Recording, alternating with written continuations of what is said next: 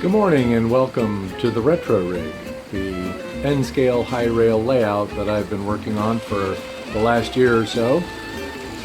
A result of coming into possession of some of the antique N-scale trains that I played with as a kid at Christmas a couple years ago. Well, let's take a look at what's running on the layout. I guess first we'll take a little tour. There's actually 4 main loops that run around the layout, which is built on a hollow core door. And what you see here on the 2 lower loops are the sidings where I store some extra trains while I'm running the other ones. The upper loop consists of a wide loop that goes around the perimeter, across the bridges and over the river, and a shorter loop that's built with those wonderful old Trix 7 1/4 inch radius turns that I have set up ostensibly as a mining branch.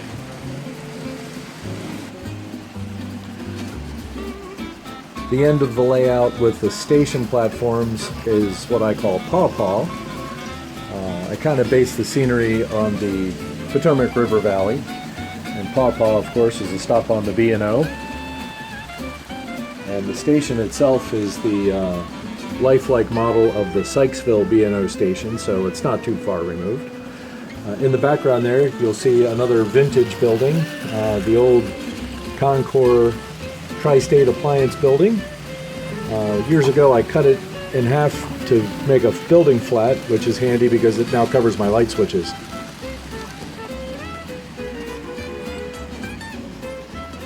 Also at Paw, we have beautiful downtown, which incorporates a Magnuson Models set of the original Merchants Row. These same buildings are reproduced in styrene by Walthers now, but this is the original Magnuson kit that was constructed out of dental resin. Kind of cool to work with a 50-year-old kit.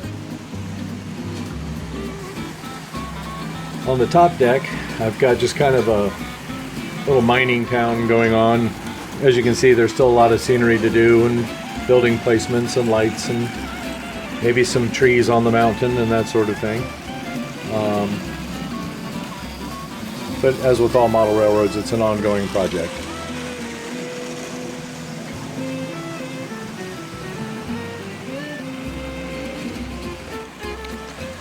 Here we are at the west end of the layout. Again, I kind of modeled this after the Potomac River Valley, so you have the upper level. I've got lettered for the Western Maryland, similar to a bridge that used to go across the B&O at Mexico Farms near Cumberland. And the other crossing down there is a pair of Atlas through truss bridges, which are pretty nice. And I call this end Old Town. And it features a little complex up here with a mine tipple and a vintage water tank and the old lifelike kit for the station.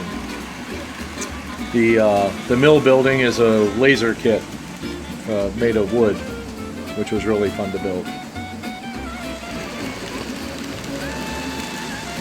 This is probably my favorite scene on the layout. It's a little Atlas stone arch bridge that I've dolled up and modified to look a little bit more like a reinforced Pennsylvania stone arch bridge. The B&O also had stone arches along their main line, so I don't feel like it's too unique, and it's flexible enough that I can run, whatever I want.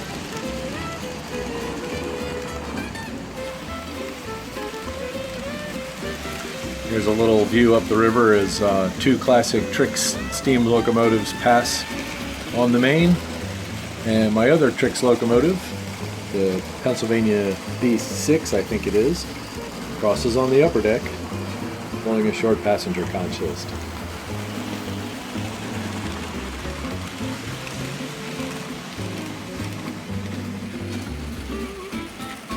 Since the layout is in a corner, the back part, I didn't feel the need to put a lot of scenery on, and it became a good spot to house the sidings where I can store a couple trains while I'm running the other ones around. altogether, the layout typically has 6 trains on it. 2 running the upper loops, 2 running the lower loops, and then 2 in the sidings. Today I've actually got 7 trains on there. I've got a little short local that on the upper deck I can switch some things around and run one of 3 trains at a time. I can't run more than 2 at a time up there. Right now, the way I've got it set up, I can only run 1 at a time. But there's always at least 2 running on the lower level.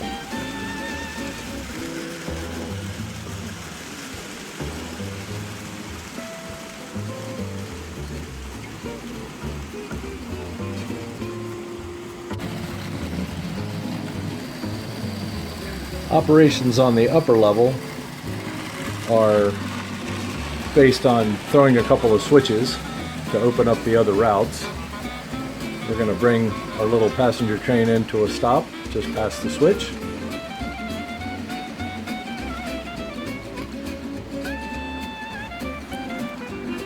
And by opening this switch up, we can bring out our little freight train there.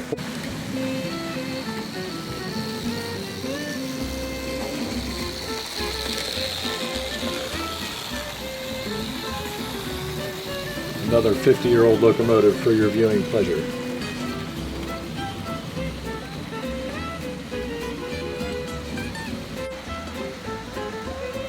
On the lower deck, operations are changed by throwing a switch. I'm using Pico power routing turnouts, and they basically open up and allow the power to go to the other siding. It's a very simple operation, but it suits the roundy nature of our railroad. And with a flip of the other switch, we let the Rivarossi Mikado come out with another B&O freight.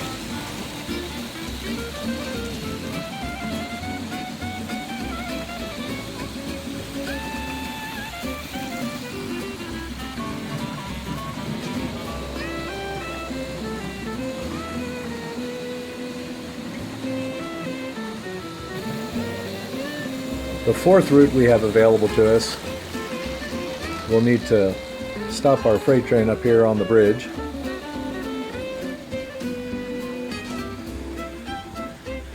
And then we'll finagle a couple of switches here. Turn that on and turn that off.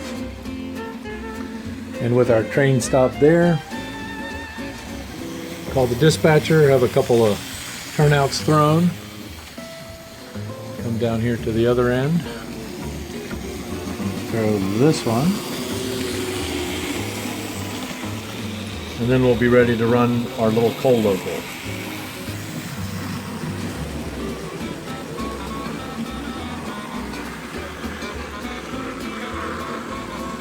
Here we're running a Bachmann 040 with a modified tender pickup, which helps her get through those turnouts.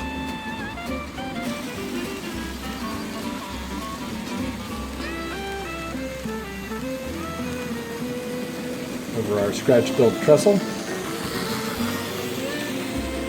past the coal mine.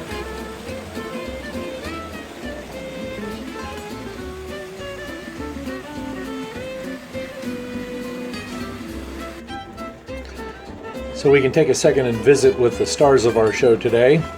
This is an Atlas 282 Mikado, built by Rivarossi in about 1969. I've dolled it up with a little bit of paint and decals to get it into B&O lettering. This was one of the undecorated kits or models that they sold that actually had a sheet of decals in the box with it. Of course, the decals were old and pretty brittle, so I couldn't use them. So I used modern microscale stuff. Love this engine. It runs like a champ. As I mentioned a moment ago, this Bachmann 040 has a modern Bachmann tender on it with all-wheel pickup, and I just had to modify the drawbar a little bit to get it to work with this. It's a great little puller, and I really enjoy running that one too. This is the Atlas Rivarossi 080 switcher in Indiana Harbor Belt. This is the first U.S. profile steam locomotive that was imported for N-scale back in 1968. It's really quite a beautiful model, and when you can get one that doesn't have the frame falling apart, they actually run quite well. I've got two of them now, and I really enjoy running these. They look great, pull hard, and apart from the fact that they don't have a functioning front coupler, which makes them kind of useless as a switcher, they are fun to watch. Here's the classic Rivarossi 462 Pacific.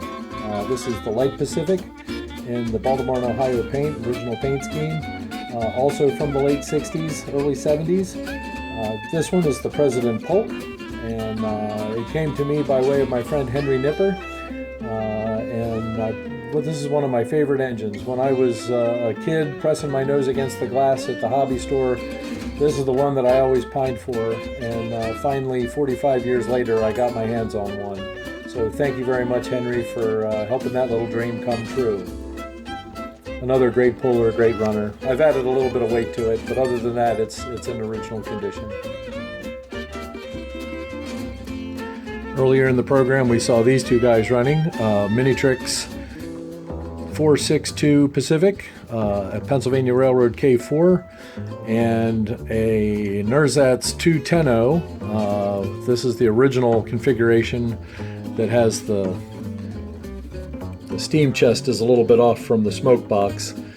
This was a function of Mini Trix trying to use a European drive underneath an American shell. I'm working on a conversion right now of using an old Camden and Amboy resin cast to correct that and put a long distance tender on it. And that's in progress, and we'll probably be taking a look at that project a little bit later in another episode. But the K4, I should note, was rebuilt under the hood by John Lemarese, also known as Limo Steam.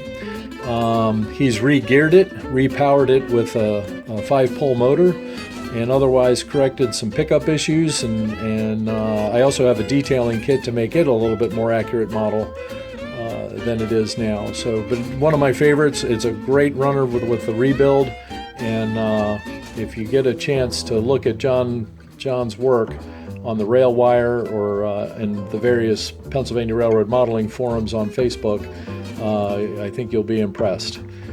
And it's, of course, pulling the Rivarossi, well, we'll call it the Broadway, but it's just a bunch of cars that I'm pulling around. Great locomotives.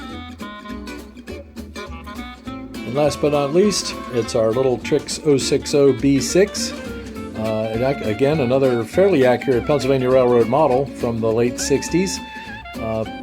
From what I've been told, there was a World War II veteran that was in Germany working for Trix after the war and into the 50s and 60s, and he worked with them to develop these Pennsylvania Railroad designs to fit on their European chassis. And we're sure glad that he did, because they really do look terrific, and even for their age, they run pretty reasonably well, and we're glad that that's out there available. So that's our episode today. Hope you enjoyed it. In future episodes, we'll be looking at doing the repairs and keeping these old dogs running. We'll also be looking at some other modeling projects, some structures, some scenery, and the other things that will be necessary to keep this little layout going. I'm looking forward to sharing more of it with you, and take a look at some of the other videos that are here on my channel. They're mostly shots of things operating, different models that we're running, and there's also some things from my old Western Maryland layout that you might enjoy. So take a look, and we'll see you next time.